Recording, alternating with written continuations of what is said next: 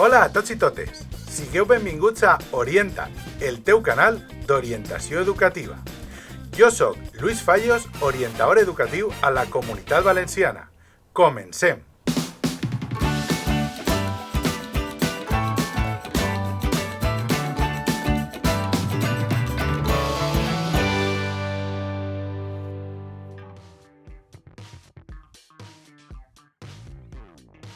Hola a totes i tots! Aquest és el cinquè i últim vídeo d'aquesta llista de reproducció dirigida a professores i professors en el camí cap a la inclusió. En el vídeo descriuré el procediment i la documentació necessària que es necessita per al procés de l'avaluació sociopsicopedagògica, per a que el professorat de l'equip docent i especialment les tutores i els tutors conegueu quins passos s'han de dur a terme. He de començar esmentant que el procés d'avaluació sociopsicopedagògica es durà a terme amb alumnat que precisa de mesures de resposta educativa del nivell 4, com detallaré després. I si no sabeu què és el que vull dir quan parlo de mesures de resposta de nivell 4, crec que heu d'anar als vídeos anteriors a aquest abans de continuar. Però què veurem en aquest vídeo? D'una banda, començaré explicant quines situacions determinen la realització de l'avaluació sociopsicopedagògica i, d'altra banda, quins són els passos del procés que ens afecten com a tutors i tutores. Així doncs, començaré ubicant el procés d'avaluació que podem trobar de forma detallada a l'ordre 20-2019. A continuació, cal esmentar les mesures que fan necessària i prescriptiva l'avaluació, començant per les de nivell 3, entre les que hi trobem, per destacar algunes, l'accés a programes com el PEMAR i el PR4 i l'enriquiment curricular per a alumnat amb altes capacitats. Pel que fa a les mesures de nivell 4 que precisen d'avaluació, vull destacar les d'accessibilitat personalitzada amb mitjans específics o singulars, les adaptacions curriculars individualitzades significatives, el suport amb personal especialitzat, com PT, AL, educadors, fisios, les flexibilitzacions, les pròrrogues extraordinàries, les exempcions en batxillerat per a alumnat amb necessitats educatives especials, la flexibilització per a alumnat amb altes capacitats i altres que en un moment donat poguera determinar l'administració. Però, si ens endinsem en el procediment d'avaluació, tot i que us pengi una infografia del procés complet a la descripció del vídeo, he tractat de simplificar aquest en 5 passos, on us aniré descrivint les tasques que els tutors, tutores i fins i tot el professorat implicat ha de desenvolupar al llarg d'aquest procés. Comencem pel principi.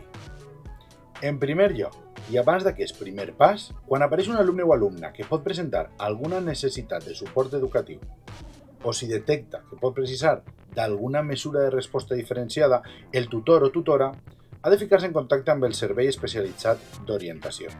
Aquest servei pot ser tant l'orientador o orientadora de l'ESPE a primària com els departaments d'orientació acadèmica i professional a secundària i fins i tot els gabinets psicopedagògics autoritzats. Després, cal realitzar el que s'anomena una reunió conjunta amb l'equip docent i el servei especialitzat d'orientació per a realitzar una anàlisi de les barreres per a l'aprenentatge detectades i les mesures de resposta de nivells 2 i 3 que s'hi venen aplicant amb l'alumnat que presenta dificultats. I així seria el moment adequat per a fer ús del DEVA, ja que és l'eina d'identificació que fica al nostre abast la Conselleria i del que ja parlarem en un dels vídeos anteriors, concretament el que tractava de les barreres per a l'aprenentatge. Una volta realitzada la reunió, s'ha d'emplenar l'annexe 1 de la resolució del 24 de juliol i que us deixe en un enllaç a la descripció. En aquest document alçarem acta de la reunió i plasmarem les mesures de resposta que s'hi venen realitzant i les barreres detectades per l'equip docent per a l'aprenentatge de l'alumne o alumna. Amb l'acta de la reunió conjunta, l'annexe 1, i la sol·licitud d'avaluació sociopsicopedagògica, l'annexe 2, degudament complimentades, hem de lliurar-les al servei especialitzat d'orientació corresponent. Però, si, al vostre cas, les mesures sol·licitades estan relacionades amb la determinació de la modalitat d'escolarització, l'annexe a presentar serà el 2A.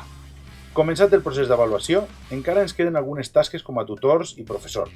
Hem de col·laborar amb el servei especialitzat d'orientació, igual que veníem fent fins ara, amb el lliurament d'informació que ens puguen requerir al llarg del procediment d'avaluació.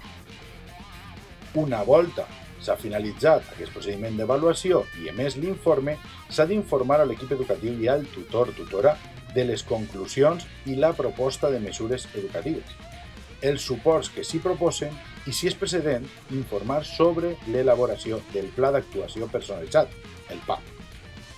Tot i que podria ser que una volta finalitzat l'informe, aquest indicarà que no són necessàries mesures de resposta especialitzades de nivell 4, però normalment, amb aquesta informació i si es recomana qualsevol mesura extraordinària, quedarà realitzar, junt al Departament d'Orientació, una reunió amb la família de l'alumne o alumne.